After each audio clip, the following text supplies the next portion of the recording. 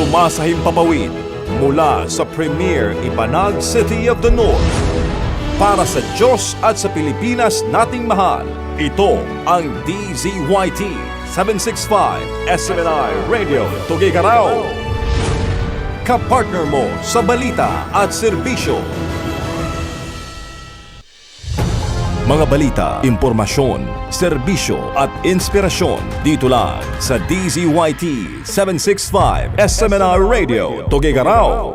SMNI Radio News Blast.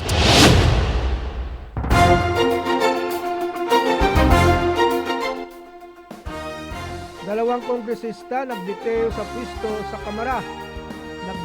Nagbitiw sa kanilang pwesto bilang miyembro ng Kamara sina Nathaniel Ducado at Franz Vincent Legaspi.